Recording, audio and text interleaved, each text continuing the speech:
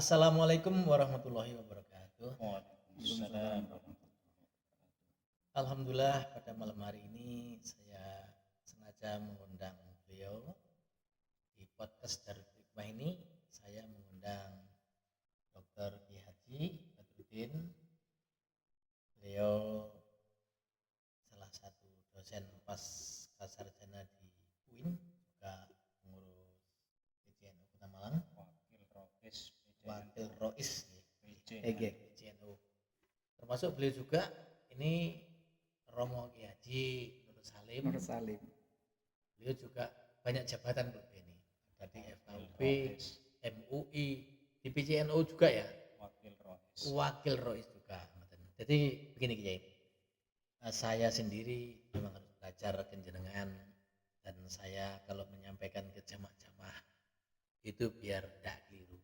Jadi saya pada kesempatan pertemuan kita ini saya ingin penjelasan keutamaan tentang ini menjamak sholat, baik itu jamak takdim atau takhir atau mungkin jamak qasar. Dan monggo kula nyuwun ilmunya biar nanti itu kami menerangkan, menjelaskan kepada jamaah itu tidak salah gitu. Monggo kula persilakan. Oke, terima kasih Ya Yusuf, Ya Nur Salim. Jadi sebelum kita membahas hal-hal yang berhubungan dengan hukum fikihnya tentang sholat jamak dan qasar, kita mencoba untuk memahami di mana anjuran jadi sholat jamak dan qasar itu, karena para ulama juga berbeda pendapat di dalam menyikapinya. Pada prinsipnya bahwa mengqasar sholat itu ditetapkan, merupakan ketetapan Al-Quran dan Sunnah Nabi, termasuk juga ijma para ulama yang dalam hal ini mulai dari generasi yang paling awal, yaitu dari kalangan sahabat. Misalnya yaitu seperti yang terdapat di dalam Al-Quran yang difirmankan oleh Allah, A'udzubillahi minasyaitonirrajim, Bismillahirrahmanirrahim. Wa idza darabtum fil ardi falaysa 'alaikum junahun an taqsuru minas shalah in khiftum ay yaftinakumul ladzina kafaru. Apabila kalian menempuh suatu perjalanan, maka tidak ada dosa, tidak ada kesalahan menurut ketentuan agama, yaitu mengqasar sholat. Nah, di dalam Al-Quran ini jadi ada qayyid, jadi ada kata yang kemudian mengikat pernyataan sebelumnya, yaitu in khiftum ay yaftinakumul ladzina kafaru. Jadi mengqasar sholat itu diperbolehkan jika kalian khawatir di dalam perjalanan ini mendapati gangguan-gangguan dari orang kafir. Jadi fitnah itu ya bisa gangguan, kegaduhan, ya sampai kepada mengancam keselamatan. Itu kalau ayatnya. Jadi ayat ini menunjukkan bahwa mengqasar sholat itu disyariatkan dalam keadaan situasi yang menakutkan, karena ada ancaman dari orang-orang kafir. Seumpama tidak ada kekhawatiran, tidak ada ancaman, gimana? Baik. Seumpama tidak ada ancaman bagaimana? Nah, ternyata di dalam hadis sahih dan ijma itu menunjukkan bahwa Rasulullah Shallallahu Alaihi Wasallam itu melaksanakan jadi qashar salat di dalam perjalanan, di mana perjalanan itu adalah merupakan perjalanan yang aman.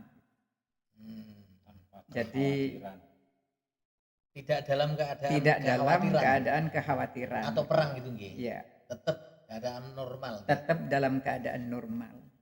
Jadi sebagaimana yang diriwayatkan oleh Abu Ya'la Ibnu Umayyah. Dia bertanya kepada Sayyidina Umar. Pertanyaannya, malana naksuru waqad amanna. Kenapa? Gerangan apa yang menyebabkan kita harus mengqashar salat? Padahal kita ini dalam keadaan aman.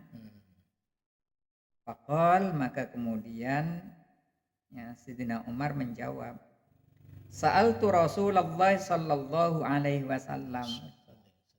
Jadi pertanyaan yang kamu tanyakan kepadaku itu sudah pernah saya tanyakan kepada Rasulullah. Faqal, kemudian Rasulullah sallallahu alaihi wasallam menjawab, Shadaqatun tasaddaqallahu biha alaikum faqbalu shadaqatahu. Jadi menjamak sholat itu mengqashar nggih. Jadi mengqashar sholat itu ya termasuk juga menjamak misalnya.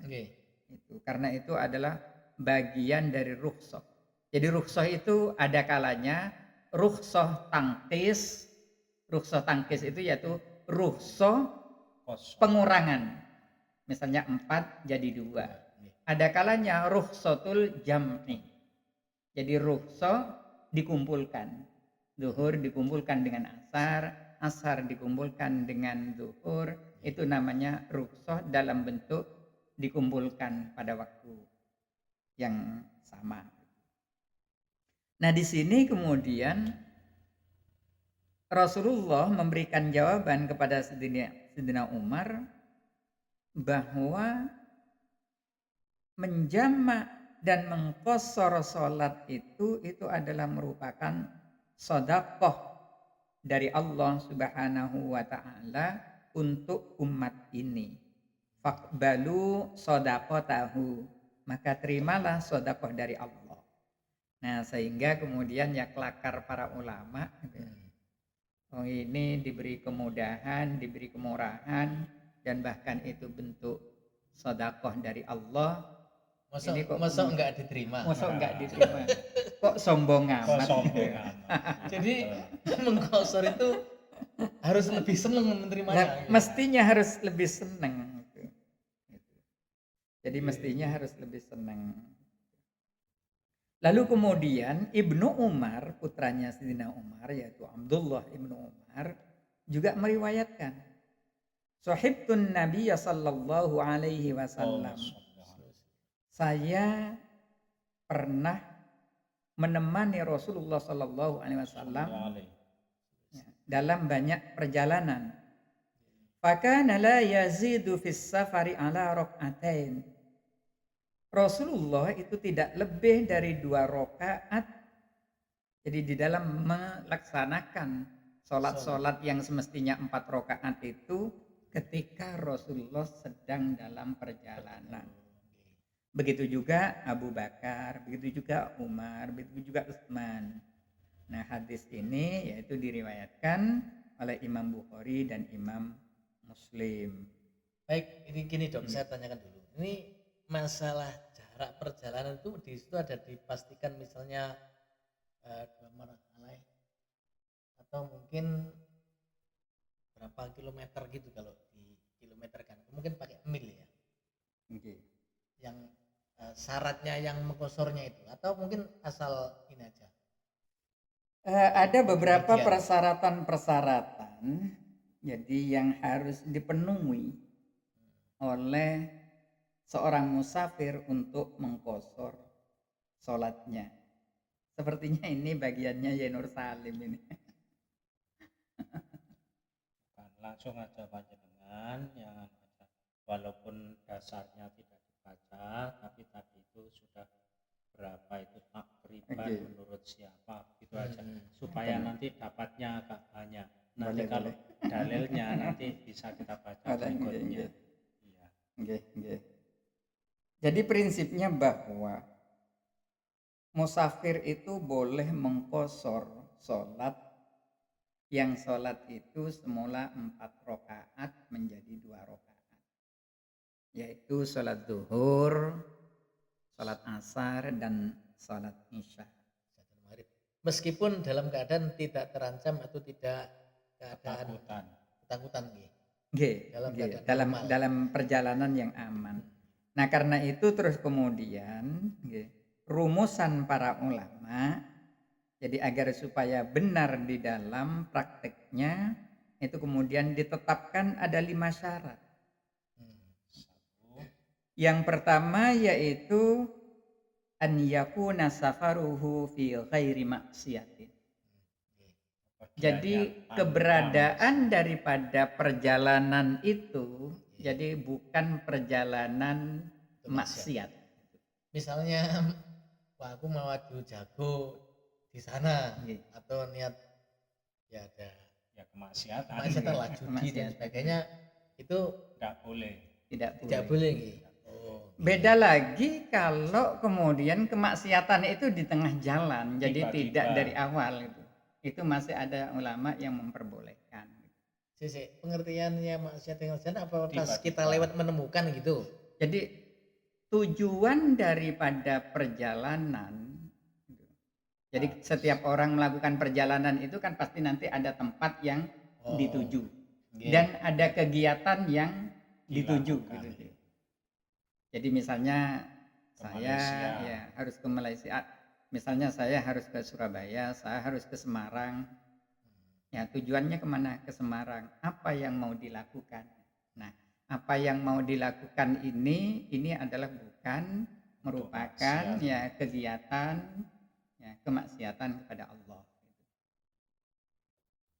Kalau sudah dari awal kemaksiatan, maka dari awal sudah tidak boleh untuk misalnya berangkat untuk adu jago. Terus kemudian yang kedua syaratnya yaitu wa antaku namasafatuhu sittata asyara farsakhon. Jarak tempuh yang diperkenankan untuk melaksanakan qashar salat itu yaitu 16 farsakh. Nah, 16 farsakh ini setara atau sama dengan 81 km perkiraannya. Jadi 81. Misalnya saya dari Malang ini ke Surabaya sudah boleh. Kalau menurut fikih Syafi'i dari sini ke Surabaya itu sudah boleh. Dan sudah lebih dari 81. Asal tujuan ke sana tidak dalam untuk maksiat. Terus maksudnya? Lalu kemudian persyaratan berikutnya wa an yakuna muaddiyan lis-sholatir rubaiyah. Jadi melaksanakan sholat yang semula sholat 4 rakaat yang akan dikosor menjadi 2 tadi, dia tidak sedang sholat qadha, tapi sholat adaan. Jadi sholat adaan. Nah begitu juga misalnya ada orang niat untuk jamak, misalnya jamak takhir, jadi zuhur dengan asar. Waktunya kok sampai habis, masuk maghrib, lewat. Maka sholatnya qadhaan 4 rakaat. Jadi tidak boleh nanti diqadha jadi diqadhoi menjadi qashar. Tidak boleh. Jadi tidak boleh. Harus wa an yakuna muaddiyan, harus adaan lillahi ta'ala. Jumlahnya tetap. Cuma masalah waktu bebas nih. Oke, maksudnya ngeten. Yang Waktu mengodoknya ini. oke, yang boleh kalau kodoan ya sudah kan, bedanya kodoan dengan adaan kan begini ya. Adaan itu artinya melaksanakan suatu pekerjaan pada waktu yang ditentukan. Nah, kalau kodoan itu melaksanakan suatu pekerjaan di luar waktu yang ditentukan. Makanya waktunya bebas. Nah, karena ngodoi maka kemudian tidak boleh dikosor. Terus kemudian wa an yanwiyal qasra ma'al ihram. Jadi niat kosor itu yaitu bersamaan dengan takbiratul ihram. Jadi kalau misalnya sudah dapat 1 rakaat kok kemudian niat kosor itu tidak boleh. Jadi begini, sholat zuhur itu kan tidak harus, niat itu kan tidak harus menyebutkan 4 rakaat. Jadi usolli fardhu zuhri Tidak harus arba'ah. Tidak harus arba'ah kan itu. Karena yang namanya zuhur itu Pasti. sudah pasti 4 gitu. Kan itu. Sudah pasti 4 gitu. Tetapi menyebut sholat zuhur itu wajib. Kenapa? Untuk membedakan antara 4 rakaatnya zuhur dengan 4 rakaatnya asar. Jadi harus disebutkan dari awal. Nah, kemudian yang terakhir yaitu wa an la ya'tamma bimuqimin. Jadi tidak makmum kepada yang mukim. Jadi kalau misalnya makmum kepada orang yang mukim, maka sholatnya ya harus 4 rakaat. Jadi sholatnya harus bisa kosor. Tidak bisa kosor. Kecuali kalau mereka ngimami baru bisa. Begini prakteknya. Jadi prakteknya begini. Misalnya zuhur dengan asar jamak takdim. Zuhur dengan asar jamak takdim. Terus kemudian kita makmum kepada mukim. Maka kita sholat zuhur. Jadi kita sholat zuhur itu 4 rakaat karena menjadi makmum kepada mukim. Nah, setelah itu kemudian karena kita niat jamak itu, maka kemudian ya kita melaksanakan sholat asar sendiri. Kosor 2 rakaat. Atau sama-sama dengan sesama orang yang sedang bepergian. Baru kemudian kosor. Jadi ada cerita sholat zuhur dan asar 6 rakaat. Karena itu kebiasaan Ustaz, kita para ulama, para kiai, kalau sudah niatnya jam'an wa qasron, biasanya itu kalau sedang ada sholat jamaah di masjid-masjid tertentu yang diikuti, mereka itu menunggu supaya sholat orang-orang mukimin itu selesai dulu, baru melaksanakan sholat sendiri bebas jam'an wa qasron.